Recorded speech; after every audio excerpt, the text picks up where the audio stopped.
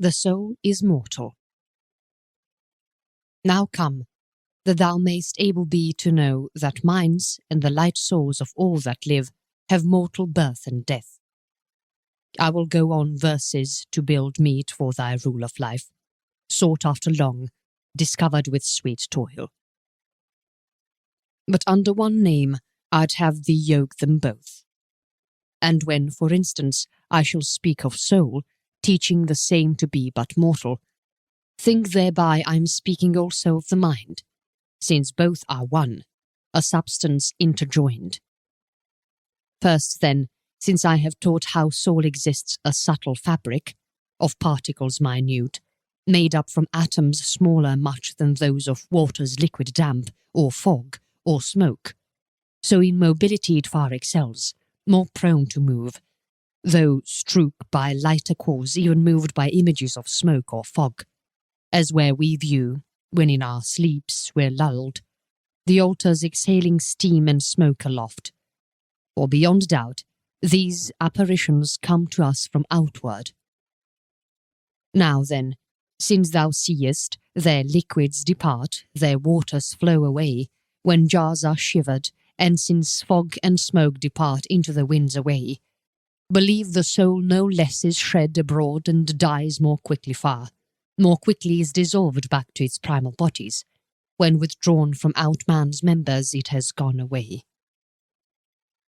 For sure, if body, container of the same like as a jar, when shivered from some cause, and rarefied by loss of blood from veins, cannot for longer hold the soul, how then thinkst thou it can be held by any air, a stuff much rarer than our bodies be? Besides, we feel that mind to being comes along with body grows and ages. For just as children totter round about with frames infirm and tender, so there follows a weakling wisdom in their minds. And then, where years have ripened into robust powers, counsel is also greater, more increased the power of mind. Thereafter, where already the body's shattered by master powers of eld, and fallen the frame with its enfeebled powers, thought hobbles, tongue wanders, and the mind gives way. All fails, all's lacking at the self-same time. Therefore it suits that even the soul's dissolved, like smoke, into the lofty winds of air. Since we behold the same to being come along with body, and grow, and as I've taught, crumble and crack, therewith outworn by eld. Then too we see that just as body takes monstrous diseases and the dreadful pain, so mind its bitter cares, the grief, the fear. Wherefore it tallies that the mind no less partaker is of death. For pain and disease are both artificers of death, as well we have learned by the passing of many a man ere now. Nay, too, in diseases of body, often the mind wanders afield. For 'tis beside itself and crazed it speaks, or many a time it sinks, with eyelids closing and a drooping nod, in heavy drowse on to eternal sleep. From whence nor hears it any voices more, nor able is to know the faces here of those about him standing with wet cheeks, who vainly call him back to light and life. Wherefore mind, too, confess we must, dissolves, seeing indeed contagions of disease enter into the same. Again, O why, when the strong wine has entered into man, and its diffused fire gone round the veins, why follows then a heaviness of limbs, a tangle of the legs as round he reels, a stuttering tongue, an intellect besoaked, eyes all swim and hiccups, shouts and brawls, and whatso else is of that ilk? Why this? If not that violent and impetuous wine is wont to confound the soul within the body. But whatso can confounded be and balked gives proof that if a hardier cause got in, 'twould hap that it would perish then, bereaved of any life thereafter. And moreover, often will someone in a sudden fit, as if by stroke of lightning, tumble down before our eyes, and sputter foam and grunt, blither, and twist about with sinews taut, gasp up in stars, and weary out his limbs with tossing round. No marvel, since distract through frame by violence of disease. Confounds, he foams, as if to vomit soul, as on the salt sea boil the billows round under the master might of winds. And now are groans forced out, because his limbs are gripped, but in the main because the seeds of voice are driven forth and carried in a mass outwards by mouth, where they are wont to go, and have a builded highway. He becomes mere fool, since energy of mind and soul confounded is, and as I've shown, to riven asunder thrown, and torn to pieces all by the same venom. But again, where cause of that disease has faced about, and back retreats sharp poison of corrupted frame into its shadowy lairs, the man at first arises reeling, and gradually comes back to all his senses, and recovers soul. Thus, since within the body itself of man the mind and soul are by such great diseases shaken, so miserably in labour distraught, why then believe that in the open air, without a body, they can pass their life, immortal, battling with the master winds? And since we mark the mind itself is cured, like the sick body, and restored can be by medicine, this is forewarning too, that mortal lives the mind. For proper it is that whosoe'er begins and undertakes to alter the mind, or meditates to change any another nature soever, should add new parts, or readjust the order given, or from the sum remove at least a bit. But what's immortal willeth for itself its parts be nor increased, nor rearranged, nor any bit soever flow away. For change of anything from out its bounds means instant death of that which was before. Ergo the mind, whether in sickness fallen, or by the medicine restored, gives signs, as I have taught, of its mortality. So surely will a fact of truth make head gainst errors, theories all, and so shut off all refuge from the adversary, and rout error by two-edged confutation.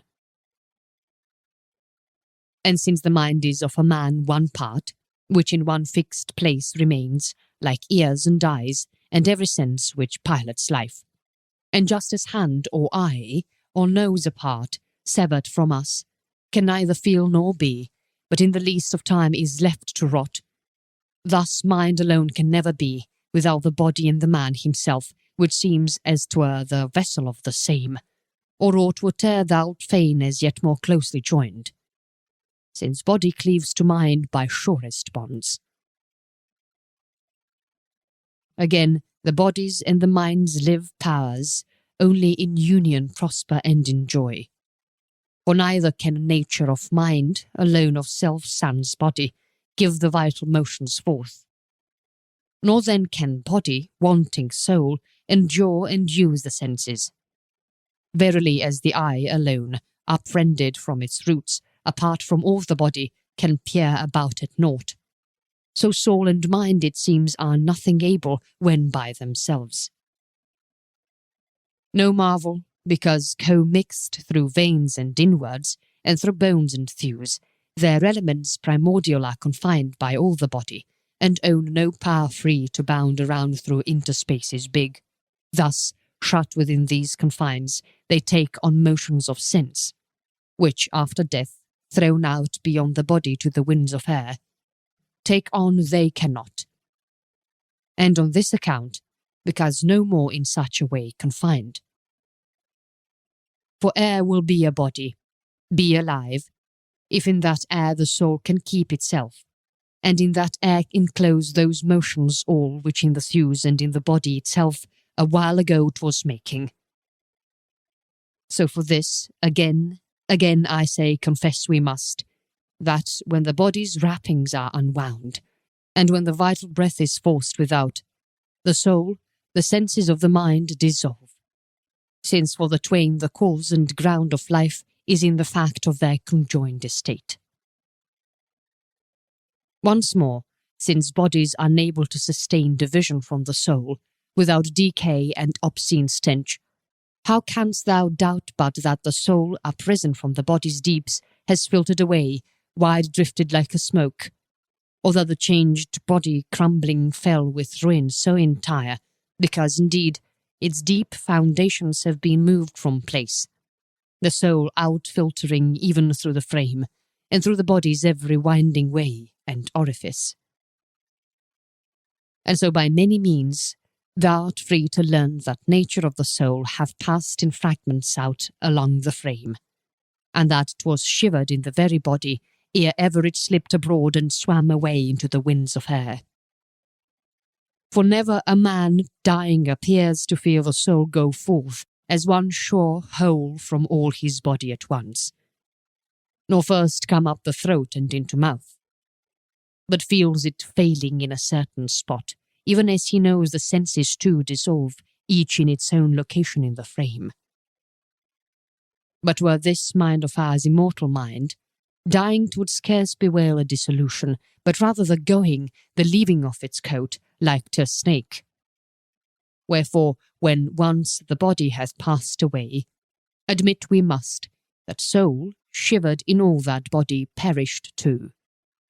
Nay, even when moving in the bounds of life, often the soul, now tottering from some cause, craves to go out, and from the frame entire loosened to be. The countenance becomes flaccid, as if the supreme hour were there, and flabbily collapse the members all against the bloodless trunk, the kind of case we see when we remark in common phrase, that man's quite gone, or fainted dead away. And where there's now a bustle of alarm, and all are eager to get some hold upon the man's last link of life. For then the mind and all the power of soul are shook so sore, and these so totter along with all the frame, that any cause a little stronger might dissolve them altogether.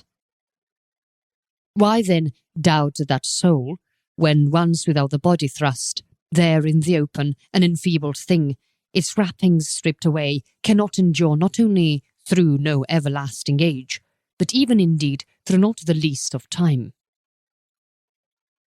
Then, too, why never is the intellect, the counselling mind, begotten in the head, the feet, the hands, instead of cleaving still to one sole seat, to one fixed haunt, the breast, if not that fixed places be assigned for each thing's birth, where each, when 'tis create, is able to endure, and that our frames have such complex adjustments that no shift in order of our members may appear. To that degree effect succeeds to cause, nor is the flame once wont to be create in flowing streams, nor could be got in fire. Besides, if nature of soul immortal be, and able to feel, when from our frame disjoined, the same, I fancy, must be thought to be endowed with senses 5. Nor is there way but this whereby to image to ourselves how under souls may roam in Acheron. Thus painters and the elder race of bards have pictured souls with senses so endowed.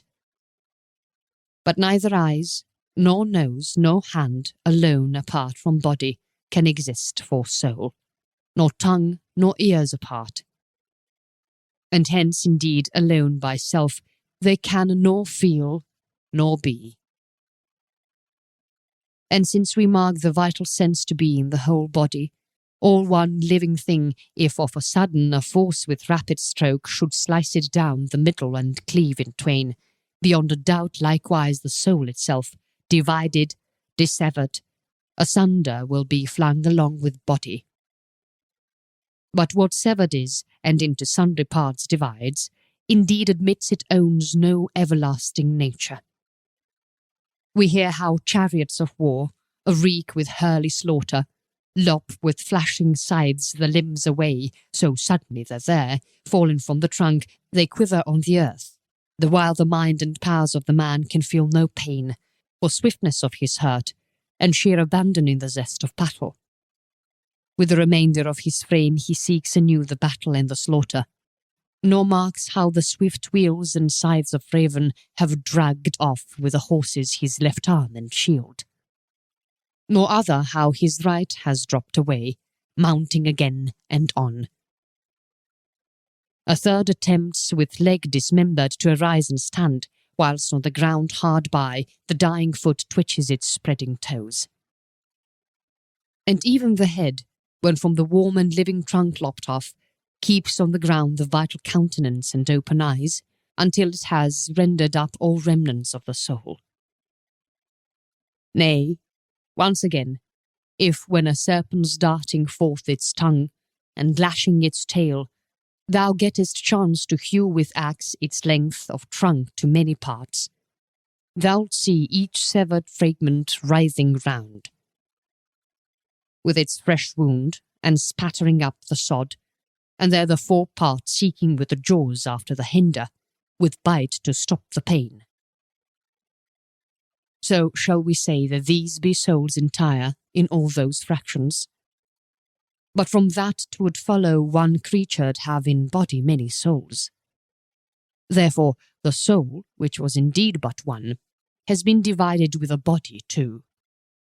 Each is but mortal, since alike is each hewn into many parts. Again, how often we view our fellow going by degrees, and losing limb by limb the vital sense.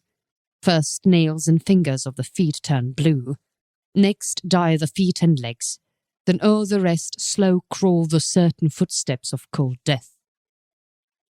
And since this nature of the soul is torn, nor mounts away as at one time entire we needs must hold it mortal. But perchance if thou supposest the soul itself can inward draw along the frame, and bring its parts together to one place, and so from all the members draw the sense away, why then that place in which such stock of soul collected is, should greater seem in sense. But since such place is nowhere, for a fact, as said before, 'tis rent and scattered forth, and so goes under. Or again, if now I please to ground the false, and say that soul can thus be lumped within the frames of those who leave the sunshine, dying bit by bit, still must the soul as mortal be confessed. Nor aught it matters whether to wrack it go, dispersed in the winds, or gathered in a mass from all its parts, sink down to brutish death, since more and more in every region sense fails the whole man, and less of life in every region lingers. And besides, if soul immortal is, and wins its way into the body at the birth of man, why can we not remember something then of lifetime spent before? Why keep we not some footprints of the things we did of old? But if so changed hath been the power of mind, that every recollection of things done is fallen away, at no or long remove is that, I trow, from what we mean by death. Wherefore 'tis sure that what hath been before hath died, and what now is now create. Moreover, if after the body hath been built our minds live powers are wont to be put in, just at the moment that we come to birth, and cross the sills of life, 'twould scarcely fit for them to live as if they seemed to grow along with limbs and frame, even in the blood, but rather as in a cavern all alone. Yet all the body duly throngs with sense. But public fact declares against all this. For soul is so entwined through the veins, the flesh, the thews, the bones, that even the teeth share in sensation, as proven by dull ache, by twinge from icy water, or grating crunch upon a stone that got in mouth with bread. Wherefore again, souls must be thought nor void of birth, nor free from law of death. Nor if from outward in they wound their way, could they be thought as able so to cleave to these our frames. Nor since so interwove appears it that they are able to go forth unhurt, and whole and lose themselves unscathed from all the thews, articulations, bones. But if perchance thou thinkest that a soul, from outward winding in its way, is wont to seep and soak along these members ours, then all the more 'twill perish, being thus with body fused. For what will seep and soak will be dissolved, and will therefore die. For just as food, dispersed through all the pores of body, and passed through limbs and all the frame, perishes, supplying from itself the stuff for other nature, thus the soul and mind, though whole and new into body going, are yet, by seeping in, dissolved away, whilst as through pores to all the frame there pass those particles from which created is this nature of mind, now ruler of our body, born from that soul which perished when divided along the frame. Wherefore it seems that soul hath both a natal and funeral hour. Besides, are seeds of soul there left behind in the breathless body or not? If there they are, it cannot justly be mortal deemed, since shorn of some parts lost, 'thas gone away. But if borne off with members uncorrupt, 'thas fled so absolutely all away, it leaves not one remainder of itself behind in body. Whence do cadavers then from out their purid flesh exhale the worms? And whence does such a mass of living things, boneless and bloodless, o'er the bloated frame bubble and swarm? But if perchance thou thinkest that souls from outward into worms can wend, and each into a separate body come, and recknest not why many thousand souls collect where only one has gone away, here is a point, in sooth, that seems to need inquiry and a putting to the test. Whether the souls go on a hunt for seeds of worms wherewith to build their dwelling places, or enter bodies ready-made, as 'twere. But why themselves they thus should do and toil, 'tis hard to say, since, being free of body, they flit around, harassed by no disease, nor cold nor famine. For the body labours by more of kinship to these flaws of life, and mind by contact with that body suffers so many ills. But granted be for them however useful to construct a body to which to enter in, 'tis plain they can't. Then souls for self no frames nor bodies make, nor is there how they once might enter into bodies ready-made. For they cannot be nicely interwoven with the same, and there'll be formed no interplay of sense common to each. Again, wised there goes impetuous rage with lions breed morose, and cunning with foxes, and to deer why given the ancestral fear and tendency to flee. And why in short do all the rest of traits engender from the very start of life in the members and mentality, if not because one certain power of mind that came from its own seed and breed waxes the same along with all the body. But were mind immortal, were it wont to change its bodies, how topsy-turvy would earth's creatures act? The hearken hound would flee the onset oft of antlered stag, the scurrying hawk would quake along the winds of air the coming dove, and men would dote and savage beasts be wise. For false the reasoning of those that say immortal mind is changed by change of body. For what is changed dissolves and therefore dies. For parts are redisposed and leave their order, wherefore they must be also capable of dissolution through the frame at last, that they along with body perish all. But should some say that always souls of men go into human bodies, I will ask, how can a wise become a dullard soul? And why is never a child's a prudent soul? And the mare's filly why not trained so well as sturdy strength of steed? We may be sure they'll take their refuge in the thought that mind becomes a weakling in a weakling frame. Yet be this so, 'tis needful to confess the soul but mortal, since so altered now throughout the frame it loses the life and sense it had before. Or how can mind wax strong co-equally with body and attain the craved flower of life, unless it be the body's colleague in its origins? Or what's the purport of its going forth from aged limbs? Fears it perhaps to stay pent in a crumbled body? Or lest its house, outworn by venerable length of days, may topple down upon it? But indeed, for an immortal perils are there none. Again, at parturitions of the wild, and at the rites of love, that souls should stand ready hard by, seems ludicrous enough. Immortals waiting for their mortal limbs in numbers innumerable, contending madly which shall be first and chief to enter in. Unless perchance among the souls there be such treaties established, that the first to come flying along shall enter in the first, and that they make no rivalries of strength.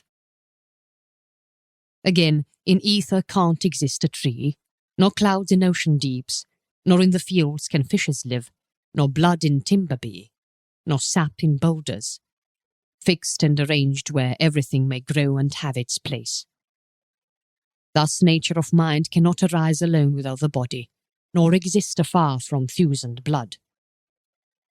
But if 'twere possible, much rather might this very power of mind be in the head, the shoulders, or the heels, and born in any part soever, yet in the same man, in the same vessel abide.